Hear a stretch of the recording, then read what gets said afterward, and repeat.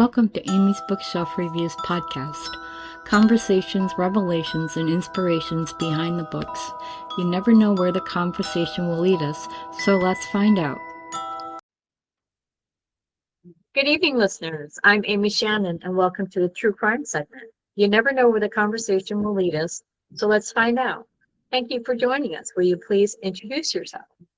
Hi, I'm Dr. Alyce Clark. Thank you very much. I'm glad you've been on before, so I'm really glad that you decided to come back, especially for our True Crime segment. Oh yeah, I love getting the word out there, with the career that I've had and what I'm seeing in like today's society, going around teaching police officers, some investigators or, forensic technicians are collecting evidence incorrectly. So I like getting the word out there on how to do this stuff. Oh, that would be very helpful. I mean, sometimes we know that our justice system is not perfect and people make mistakes, or something new comes up and they don't know how to use it. Oh yeah. Or they do it incorrectly. And like with today's technology, DNA is getting better and better and better. And the stuff that we use today is super sensitive, and I've done a few classes up in the northern states with, police officers in general. And what kind of like stood out is their DNA stats with arrests. And what was interesting is I asked how they collected the evidence, and they were like, "Oh, our DNA, we never get anything back in our DNA." And like I said, I was like, "Well, how are you collecting your evidence?" And they were like, "Oh, we get the swab or whatever, and then we put it in the little box, and then we put it in our plastic bag, like a plastic evidence bag." And I was like, "That's your problem right there. You start, putting, especially DNA evidence in plastic, you're pretty much killing your DNA." Yeah, because yeah. the bacteria, So hopefully that changes in that department. And I was asked to go back up there and teach again this summer. So I'm going to spread the word again. So hopefully they're going to be collecting this type of evidence correctly as well. No, that's wonderful. I mean, I'm glad that you're doing that because, I've read cases where, DNA either caught somebody or it exonerated someone. Yes. And, the science behind it is, you don't want it to get contaminated. I mean, Correct. I think the big thing too is like with the Innocence Project, because I love listening to their stories, and it's just looking at some of the mistakes that might have been made, and it's not just mistakes. It could be witness, testimony or eyewitness testimony. But with the Innocence Project, there's a lot of people out there that have been released after many years. I just talked to Stephanie Spurgeon a few weeks ago with her case, and she, like, I've arrested babysitters before, but if you ever research Stephanie Spurgeon in Florida, she was a home babysitter, and she, worked doing this job every single day. And then one day she decided to, okay, we're doing good. Let's, do something new. So a 17-year-old had a baby, and she decided to let Stephanie watch the baby, and then she would go to school. And then when she came to pick up her child, on the way home, she was having some sort of health event. But instead of pulling over, she went home, and then the baby was unresponsive. And this is, a young child. And the next thing you know, Stephanie gets arrested. And but the mother, she's 17, and she's young. She never pulled over, or asked for help or anything like that. So Stephanie ended up going to prison for like about 10 years. And they were saying, oh, it's definitely a child abuse case. And the whole scenario with this law enforcement, they they stuck to what the CPS worker said. Oh, that's the only thing could be child abuse, and they never looked at any other medical options. And what's interesting enough is they never looked at like diabetic stuff. And I think the grandmother ended up eventually passing away from diabetes, and they just never really looked into that case. So she was able to write to write the Innocence Project and was able to get another court case done. And she was going to do that, and then she realized she was going to have to go through all this stuff again. And but she was also out of prison to do this court case again. But she didn't want to go through that, so she ended up ultimately pleading guilty, Alford plea, and now she has that convicted felon on her, which is unfortunate. But that's just one of the ways that the Innocence Project helps. It's not just with DNA; it's just like medical stuff that happens, and God love her. Go ahead. Can you?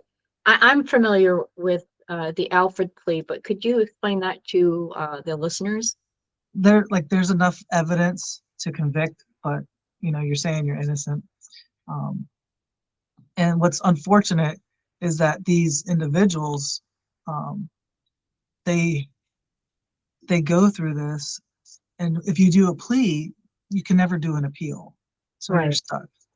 But she didn't want to put her family through that whole mess, because she done missed her kids' graduations. She missed her kid's wedding. She didn't want to miss anything else. And then now her daughter was pregnant and having a baby. She's going to be a grandmother. She didn't want to miss any of that, so she went ahead and did the Alford plea and pled guilty so she could stay out of prison. Wow. Yeah. And didn't they do an autopsy on the child? They did, but I don't know how accurate that was, because I don't have that paperwork. But I just know like her story and what she went through. She started writing a book about it, and I was like, when I met her, I was like, you really should write your story. And she sent me like a few pages of what she had, and I looked at it and I was like, this is great. So I gave her some ideas. So hopefully, being an author myself, she will continue to write and tell her story, because the only one that knows the truth is God and maybe Stephanie. But she didn't even know she did anything until later, and she didn't do anything. That's the thing. But there's so many different pieces in that event that happened that didn't get done properly. And from the very moment they called the CPS worker, the officers remained biased. He's got to say he's the word. So it's unfortunate. But back then there wasn't as much training either. Like we have today. Sometimes there's tunnel vision. They want it to be a person. They want what they call justice, so they focus on one person, and then they can make the evidence seem like it fits the person, and it doesn't necessarily, and not exclude them. So I know I've heard that happens. It's unfortunate. Yeah. Oh yeah. And like what's crazy is nothing against lawyers. I love lawyers. They're great people. Me personally, there's no way I could be a defense attorney with my career in law enforcement and stuff like that. I couldn't do that.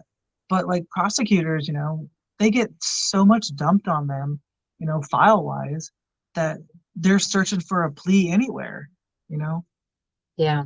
Sometimes it's the only way to put somebody, behind bars is to. And it's a lock-in, because they can't appeal it.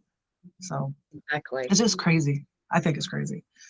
But like in my book, I write about some of the different, obviously the missing women, but there's a lot of mistakes that were made on police departments, and then if we look at the mistakes, let's talk about the Nancy Guthrie case. You know what I mean?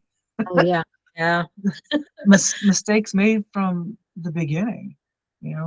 If you see blood and it's a possible missing person, right away you should be calling a supervisor, and especially if you know that this is going to be a high-profile case, because Savannah Guthrie is a famous person. Right. I'd be calling my supervisor right away. Hey, boss, guess what? Yeah, exactly. But there's too many missing pieces. Too many, I think, too many people want to be in charge. You know what I mean? Instead of being a team, Yeah. They want to be the head honcho or whatever. I don't know. It just Yeah. gets interesting to me, you know. Yeah, and sometimes things get lost. My personal case,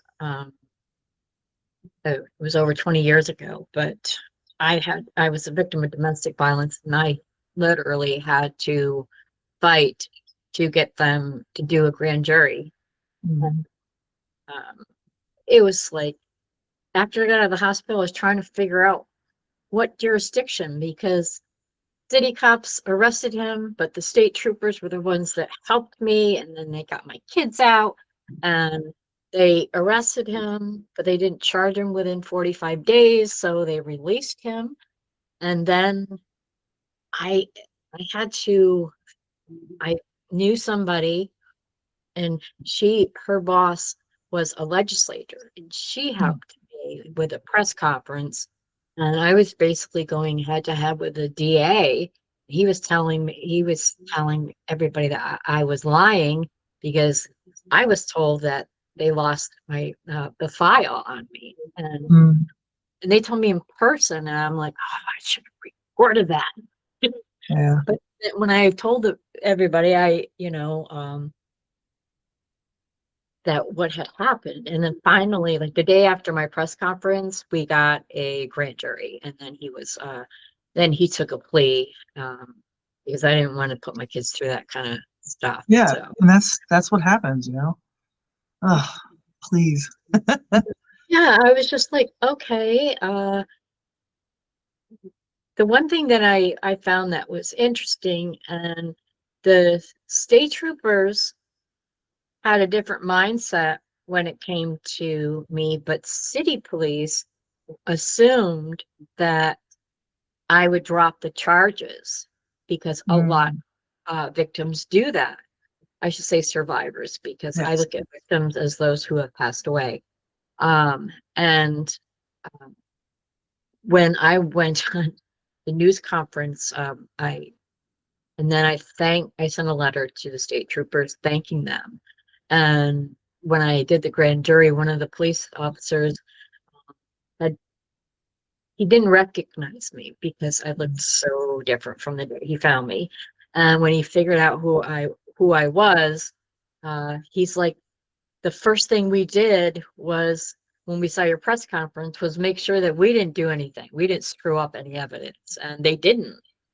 It was just things got lost, and um, eventually I made up with the DA. I stood my ground. I went up and shook his hand and thanked him. Yeah. And I was gonna say, have you ever seen the movie on Netflix, Gaslit by My Husband? I It's the don't think Morgan Metzer story. It's so. actually really good. Um, I don't want to give too much out about it, but it's about a domestic case, and everyone believes the husband type situation. Of course. Yeah, but it's actually a really good movie, and Uh, it kind of highlights kind of some of the stuff that you were saying. But it's based on that. What's her name? Morgan Metzer. Yeah. So it's called Gaslit by My Husband. Yeah, I can understand that, because people treat you differently when you are survivor of domestic violence. Yeah. Uh, why didn't you protect yourself? How could you let that happen? Or um, why didn't you just leave? Well, it happened once. I left. I got help, and my kids came out. We finally got my husband put in jail. He got out, and then um, eventually he pled guilty, and then he spent 2 years. He did a plea for 2 years without time served, so they didn't count his time served. And then he was supposed to have 7 years, parole.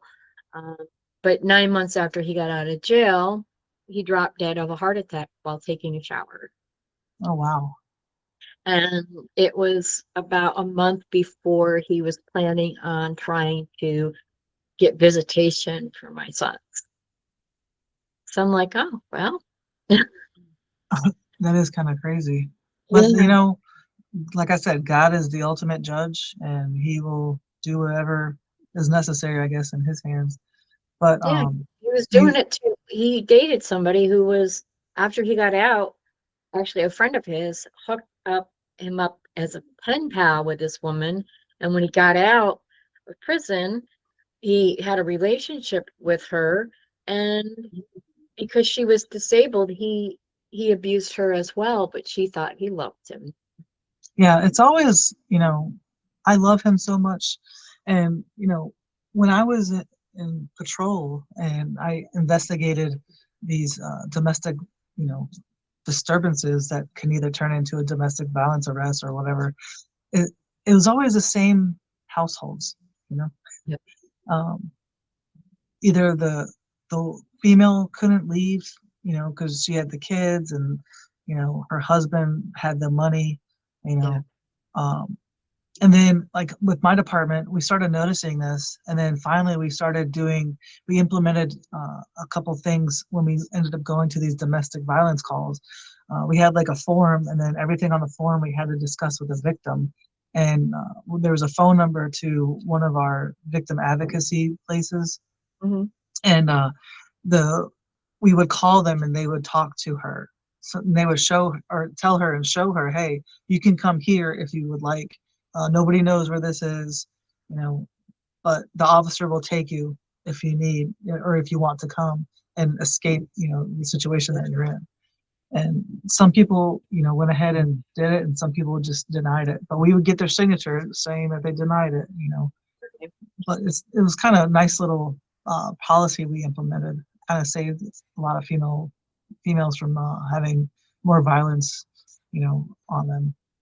Yeah, a lot of times they just because, oh, I'm sorry, I love you, blah, Mm. blah, blah. And before it actually happened to me, I mean, uh, I would ask, like, okay, why didn't you tell somebody? Um, and when it happened to me, I was like, it changed my whole mindset. But I also realized, um, when I was in the hospital, the social worker that would come in, and it was like she had a checklist, Mm. and I didn't fit in that norm. Like she's like, it's not your fault. I said, yeah, I know. And she's like, not your fault. I'm like, duh.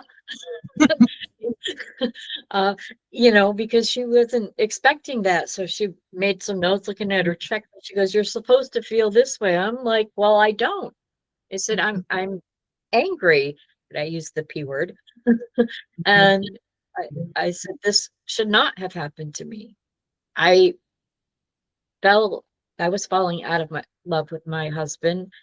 Uh, we had months before that, we had decided to try one more time for the sake of our family.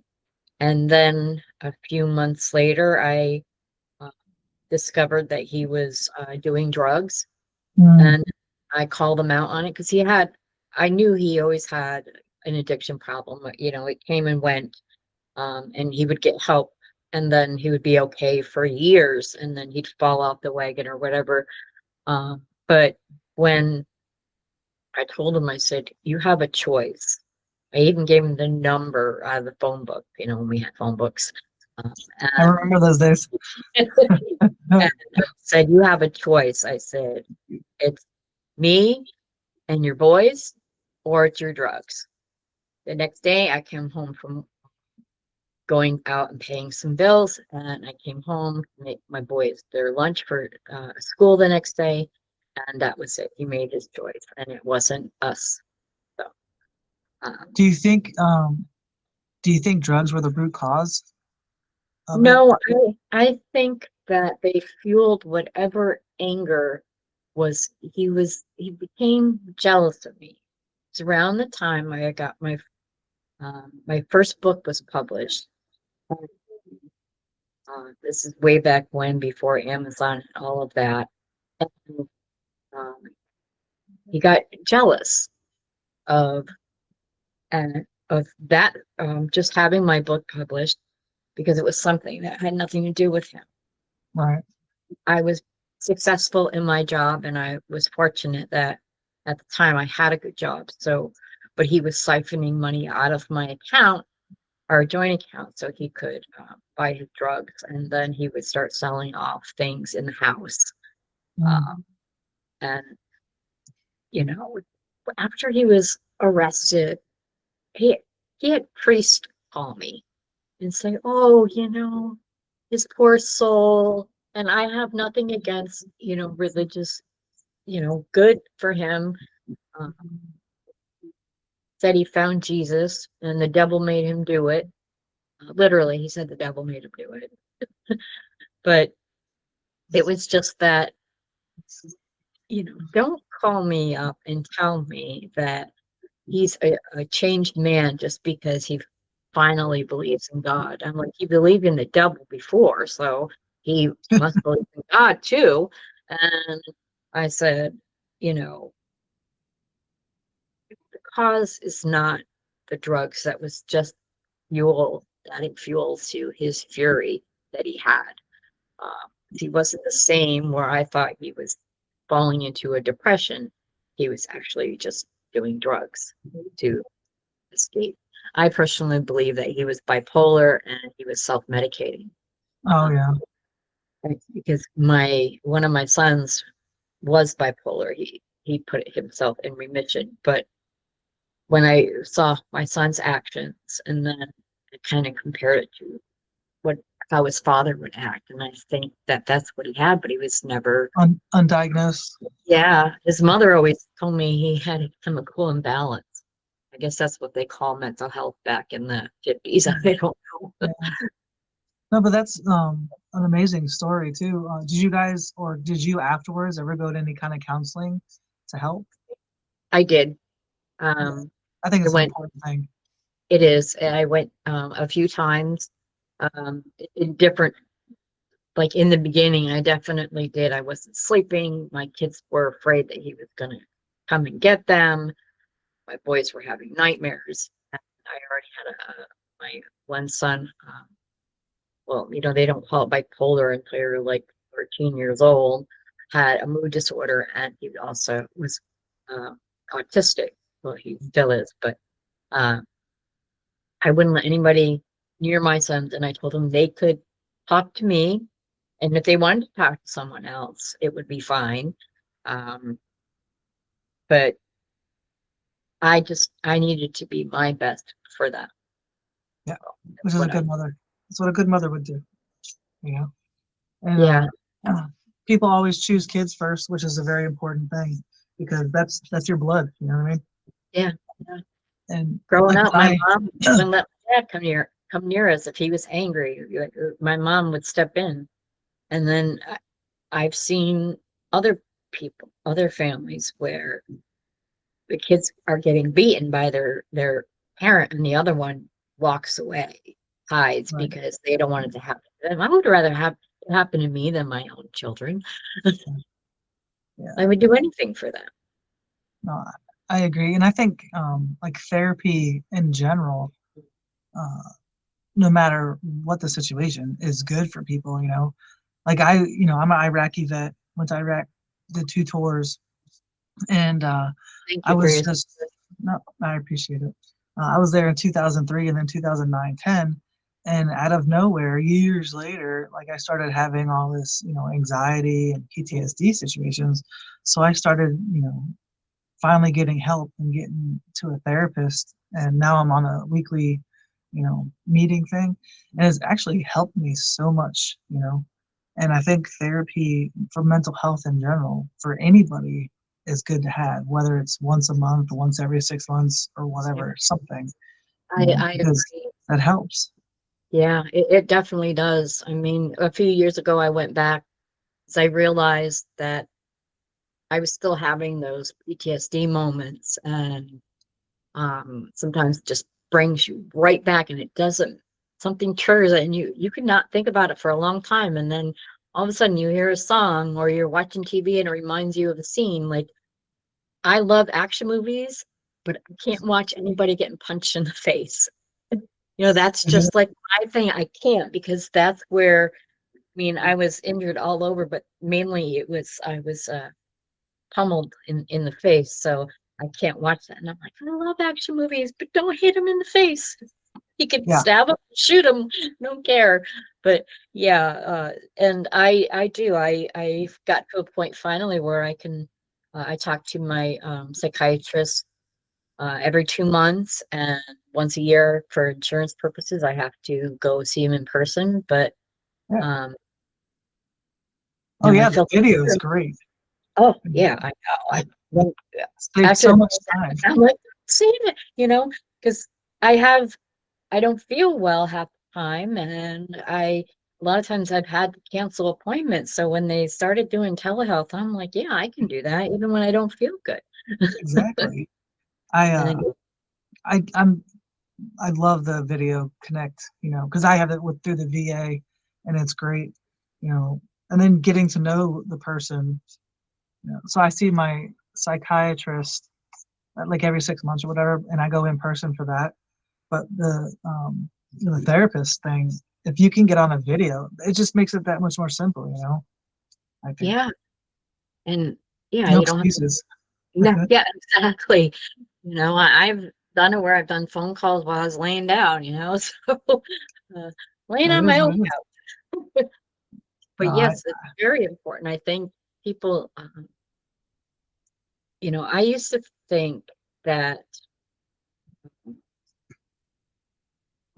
I always felt guilty that I had PTSD because I knew there were veterans like you that, um, and others that have that. And I always thought, oh, well, it's not the same. And then I realized that everybody that has PTSD, it's stemming from something. mhm, And you don't have to uh, have the same situation or a similar situation, but right. any there can be trauma, and I think it's best to get it out. My mother had an abusive childhood, but she blocked it out, and Right. then one day, actually, she blocked it That's out. normal. That's normal for the brain to block out Yeah, situations like that. It protects I you. know. And then all of a sudden, she was triggered. I had moved out of the house. I was 18, getting married, and I don't recommend getting married at 18 anymore. But it was my dad shows up and says, your mother had what you call the nervous breakdown. And something triggered it, and all of her memories all at once came flooding back, and she couldn't handle it. She eventually she was able, they got her medication, and she went to therapy, and she was able to deal with things. She even found her stepfather's gravesite and Mhm. yelled and screamed and kicked the headstone and all of that stuff. But um, Didn't break it though, right? no, no, I'm like, Mom, you don't want to break it. But she passed at 44, and I think her mind had enough of the nightmares, Right. because those are the one things that meds couldn't take away, is those nightmares. Unfortunately, that is a true statement. Yeah, Um, yeah. Like some people take trazodone to sleep. I don't like it. It makes me weird. Like I want to be alert, if I need to be. If there's an exactly. emergency. Melatonin, sometimes melatonin works, sometimes it doesn't. But Yeah, like when I teach my criminology students, it's interesting dealing with all these different theories. And back in the day, like I remember when I grew up, uh, who ate first at the dinner table? It was usually the male, right? yeah, The, and the the kids. father, the husband, and Yeah, yep, and the kids. But what's happening today is we're feeding the kids first, doing everything kids first, yeah, right? And doing ourselves last. So we have to think about this as like if we're on an airplane, who do you put the oxygen mask on first? Yourself, yeah, so you can help the next. Um, right. so our society and our culture is starting to change, and we have this like kids first mentality, but realistically, we're subliminally telling them that they're better than, the adult, you know. So Yeah, and I it's get just, that. it's interesting. Yeah, because if you can't take care of yourself, how can you take care of your children? Right. If you don't like yourself or love yourself, how can you like or love anybody else? I mean, you have to be your best for them, and, um, because otherwise, you're not doing them or you any good. Right. And like, going back to my book though, like there's parents that have like kids like Rachel Hurley, and then Brittany. Brittany went down to Myrtle Beach from Rochester, New York on spring break, and she was murdered in Myrtle Beach. And her parents, had that guilt. It's just, we need to, like, I know it's hard to get over, but that guilt is what kills people inside. You know what I Yeah. mean? And it's not just those cases, it's just anything in general, like survivor's guilt, Yeah. especially in domestic, abuse cases. But, you know, going back to therapy, going to a specialized person in whatever you're feeling, So like where I go is they specialize in military trauma, right? Mhm. And then, other people, they need to go to wherever they're specialized in. And that's the problem with today's society, is that they're just going to go to places and not picking the specialization of what they need help in. And I think that's why a lot of people say like therapy doesn't work for them. Yeah, and that's definitely it. I went to counseling for the longest time, and then they, they kept moving me from counselor to counselor to counselor because someone quit, someone died, or they just moved on. And I got tired of telling the same story to another person, because the next time I had counseling, I might have somebody else. Right. So I told my psychiatrist that I said I'd like to go without a counselor, and I said, "Can I do that?" And he's like, "Yeah." And so I talked to him. He always asks me how things are going, and he doesn't just do my meds and all that stuff. He listens to me for a little while, and he remembers things, and then he always ends the conversation with, "So what do you have to look forward to?"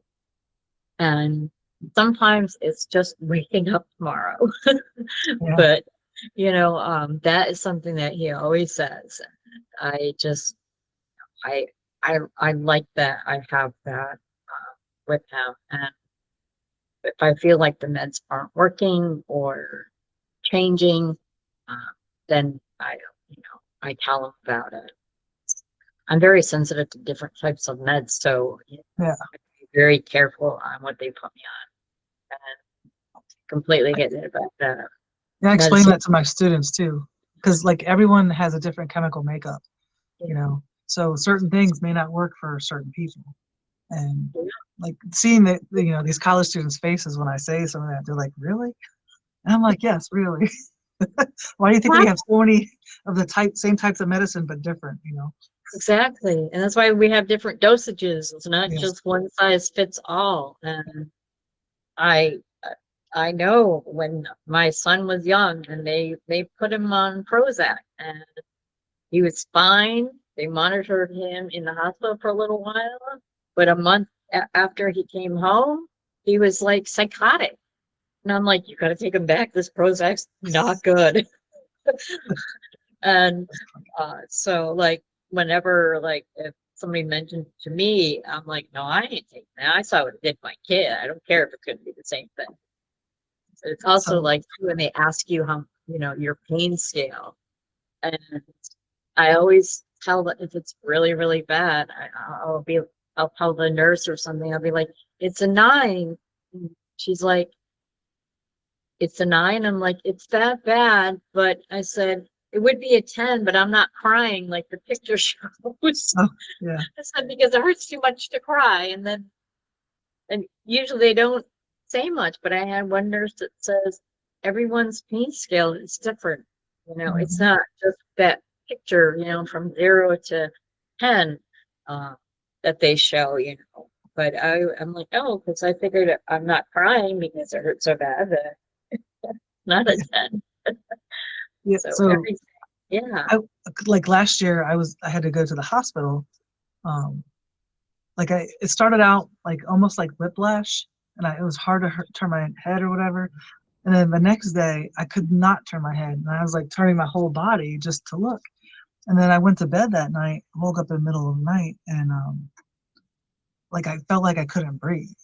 So I went to the hospital, and apparently I had an internal bleed between my spine and esophagus. oh my goodness. But I was so mean because like I don't like to take medicine.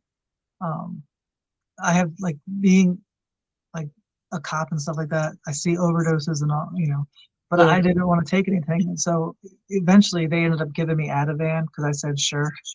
And then I was passing in and out. But I asked the doctor, I said, how does something like this happen? Because I'm not out there going crazy, you know what I'm saying? And he's like, he looked at me dead serious and said, that's a conversation between you and God on Sunday. So the internal bleed, yeah. I was like, I don't know how I even got that. But I ended up on antibiotics and everything, because if you have internal bleed, you could still get an infection because of the Yeah, blood. yeah. So I had a Nobody nice wants little, a blood infection. and then I had my turkey sandwich, hospital turkey sandwich. So good. But it was interesting because I just did not want to take any kind of medicine or whatever. And then finally they gave me that Ativan, calm me down, and whatever painkillers. But I was like, that's a 12. I was at a 12. It hurt so bad. Like I was getting a headache from it. Oh, it was terrible. Jeez. Yeah. But yeah, like everybody is different, and with medication, mental health, you don't have to have similar traumas. And I wish that more people would, you know, take a step back from themselves and evaluate themselves. I tell my boys, I'm like, you find me acting different than I normally do. Ask me, instead of getting mad at me, ask me if I took my morning pills, because there are times I forgot. Yep. Then I realize, oh, I better keep taking my meds. um, and so that was something that, I'm like, I forget things because of my head injuries. So uh, I'm like, just ask me if I took my morning meds. I'm like, if I don't take my nighttime meds, I don't sleep. So then I know that I didn't take Do them. you keep them? Do you keep them in a bottle still? I actually have a month of Okay. supplies. Okay. Yeah, Because I I keep used mine in a to. bottle, and I my used doctor told me to flip it upside down once I take it so I can remember. to, what So I used to have the like the 2 week thing, and then saw that they had like a whole month. Well, it goes up to 30, and then I put a little baggie for 31. It looks like a little drug dealer bag, but um, so at night I take out the one square. I could take out the individual ones, and then in the morning when I see that it's empty, I remember put it back, and then I take my morning pills. But sometimes got to forget to look for the square until nighttime, and I'm yeah, like, yeah. so So it is. advice to those people out there. Yeah. Yeah, Uh, whatever works to help you yeah. remember. And if you are on your meds, if you notice that you feel different, sometimes I'll tell my kids that I just feel off, like I'm not And myself. your body knows, your body's telling you something. Only you Yes, know your own body. exactly. And I've learned to know my own body a lot more and pay attention to what it's telling me, and not just, yeah, right, okay, I can still do stuff. Yeah. Yeah. And then like red flags. I just thought of this too. People with red flags, like with domestics and stuff. If you have a red flag or you feel like it's a red flag, then your gut is telling you something. You know what I mean? Yeah. So follow your body. exactly. Yeah. And don't, you know, I recommend to any domestic, whether, and I've talked to a lot over the years, people, because of my situation, friends would say, I know this person, would you talk to her? And so I let them tell me their story. And I never told them, well, you got to call the police. I never said that because just going through it, and it doesn't always work the way you expect it's going to work. It's not always a happily ever after. Sometimes you may not be strong enough to have to deal with it. Right. So I taught them, set a plan in your head, nothing written down. Decide what you want to do and see. I thought I had no place to go. Um, and it turns out I did have a place to go. I was able to go to the state troopers. I ran literally for my life, but people, it's not, our justice system isn't perfect. And sometimes you will get that police officer who automatically assumes that you're not Mhm. going to press charges anyway. So if And you're going to, that's the culture too that the police officers have. yeah, Not all of them do, but a right. majority, they're like, well, we're just going to make the arrest and it's going to get dismissed in court, so why even bother? Yeah, You know? exactly. And that happens. And a lot of times it's in the smaller towns, but Mm-hmm. it's also in bigger ones. But it also shows how the different levels of police officers, the difference between local police or city police, and then sheriffs and state troopers. And sometimes I just wish that police officers were all trained like troopers were, Yeah. Well, going I through think it depends on the jurisdiction too, because I don't know where you were at, but upstate New my York. department was in okay, yeah, my department was in Virginia, and like our code said, if you find a predominant aggressor, you shall make an arrest. It wasn't you may or you can, it was you shall. So whoever was a predominant aggressor would end up getting arrested. And a lot of times, some of the officers would write mutual combat, like they were both going at each other. And then we started talking about strangulation. I think it takes about 156 seconds to die from strangulation. Yes. And what's interesting in strangulation is a lot of people weren't really uh, writing uh, for strangulation, like codes for an arrest or whatever. And the the the sad thing is that you have the pressure, so you're already trying to fight for your life, right? Yep. So after 6 to 8 seconds, you can become unconscious. And then you have the anoxic seizure after that, about 14 seconds. And then your 15 seconds, you can lose your bladder, control of your bladder. And then after 30 seconds, you can have the loss of your bowels. And then you have a minute, and then 62 seconds, um, death or your respiration starts to cease. And then people have died, with between the 62 seconds and then the 157 seconds, depending on, the gasping. If you have, because, some people choke and then they might loosen a little bit to get a gasp of air. I think it just depends on the oxygen. But literally 157 seconds, 156 seconds, someone can die from strangulation. And what departments should look at, or anybody, if you have a victim of someone that was strangled, uh, going to the hospital and getting like CAT scans done or whatever, because the bruising underneath, and maybe if they end up dying, the hyoid bone that's floating, it's like a little, Right. yeah, half circle, whatever. Um, but a lot of people overlook the whole strangulation because you might not have bruises right away, but you might have like finger, you know, or palm around your neck. Yeah, I Um, had a large bruise like right yeah, through my throat because that's where his thumbs were pushing. yeah, And felt myself starting to pass out. And then they say, like, you see your life flash before your eyes. I saw my death. Like I could picture my kids finding me dead on the floor, and then I could picture him wrapping me up in a carpet, digging and burying me in the backyard. That's what I saw and I was so tired, like I almost wanted to give up. And then I saw that, and somehow I managed to catapult sit on his lap. He was in a chair because he got tired. So he didn't realize, I guess, how hard it is to actually bury and strangle somebody. It takes longer than they realize when they try to do it. Um, and I catapulted myself off of him, and I ran, and I just ran and ran and ran. So, um,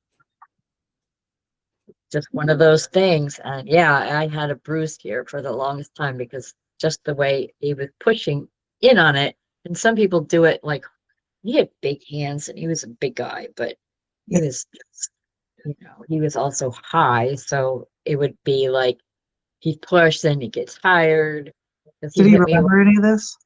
Or did he Oh, say he didn't yeah. remember? Oh, he said he told them, "Oh, we just had a little fight." Oh, That's yeah. what he said. And he's like, "I don't know where she." When I left, and they went to arrest him. They had to surround. He wouldn't let him in. They surrounded the house, and they got him. The state troopers went in, and they took care of my kids. One of the troopers, instead of just whisking my kids out, they made sure they had their coats on. They went to the bathroom, getting all ready, their little blankies that they needed to, whatever they needed. And while they were, then they let them say goodbye to their father. And that was the last time my kids ever saw their father. Good. Were you ever given like a protection order? Yeah, they gave me a lifetime one, eventually. And then at one point we had to amend it to third party because he used to send letters to me through his friend. Catch all. So I read one, and then I didn't read the other, and then I called the DA and asked them if they could add. I told them what he was doing, so they added third party, and then he broke it again. So I put it in with the state troopers that he had broken that part. So they added that as one of his charges, but Let's say, did he really. get arrested for violation of protection order? Yes, while he was also incarcerated. So he was that they put that in, and then when he did the plea, he pleaded to everything. It was it was an felony eventually. He had already had a felony from before, a nonviolent felony, but so that was his second. And then I had him serve divorce papers in prison. Well, and look what you're at now, you know? I know. I I tell my kids, I said I would go through everything all over again because I have my boys. That's Doesn't matter amazing. how I feel. I have my boys, and they grew up to be wonderful young men where they could have been totally different. They could have had years of bad behavior. They could have acted out. And growing up wasn't easy, but they could be, you know, getting arrested or not on the right path and then try to blame it on their childhood like some people do. But no, Yep. they were just, they mirrored my behavior. We pushed through and were kind and generous. And they were the kind of kids that I didn't have to tell them to say thank you when someone gave them something. They just did it. And I'll tell They'd you, to let people open, like when we were going to the store, they would run ahead and open the door. open the door so they could let people in. They used to do that to church, on church day. We didn't go to church, but they knew the pastor, so they just wanted to be the door holders when everybody came into church, and then when people left, that was their little job because they wanted to help people. And I'm a firm believer that you're a product of your environment. You know, if you start hanging around certain people, you start catching on to the things that they're doing, whether it's good or bad, you know. Yeah. So like I teach my students, you'll always be a product of your environment. And if you're not, then people are just gonna automatically assume that you are with the people that you hang out with. Yeah, that's true.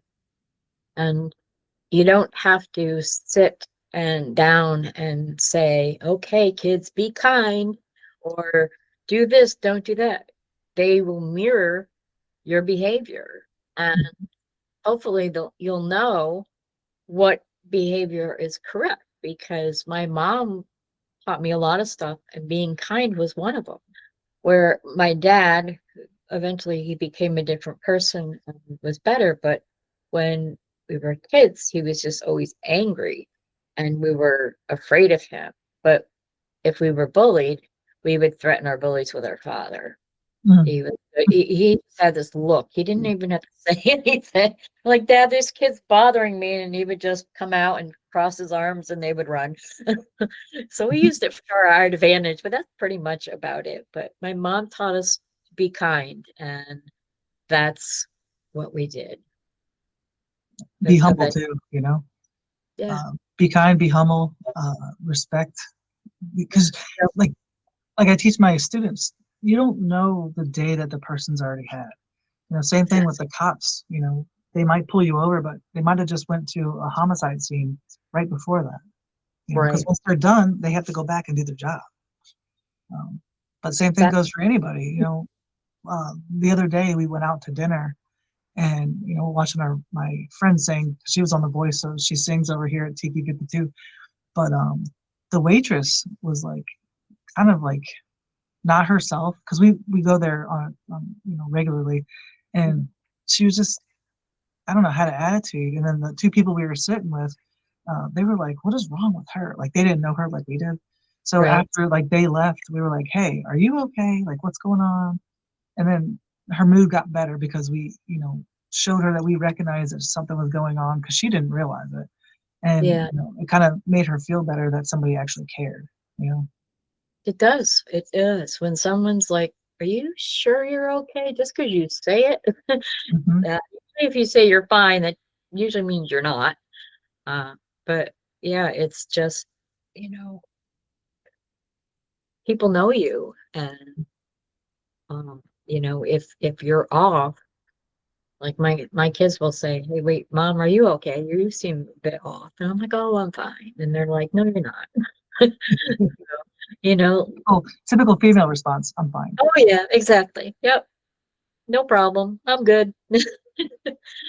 But I really thank you for being on the show, and I hope you will keep coming back, because Oh I yeah. think you have a lot that you can, um, Maybe you next know, time we'll talk about my Maverick the Service Dog book and do maybe oh, a little reading or something. that would be great. I'd like to read that, definitely. So, yes. So, thank you for being on the show, and I want to thank the audience for listening. Please feel free to comment on this show or any show. Join me again next week. And if you want to check out my work, just Google me. I'm Amy Shannon. Be safe, be well, and always be kind. Thank you for listening to Amy's Bookshelf Reviews podcast. If you wish to be a guest on the show, you can go to amysbookshelfreviews.com/podcast and schedule your pre-recording. Please follow this podcast on Spotify, even if you listen to it on other streaming sites. Also, this podcast is on every first Monday and last Monday of the month at 7 p.m. and every Sunday at 6 and 6:30 p.m. Eastern Time. I'm Amy Shannon. Be safe, be well, and always be kind.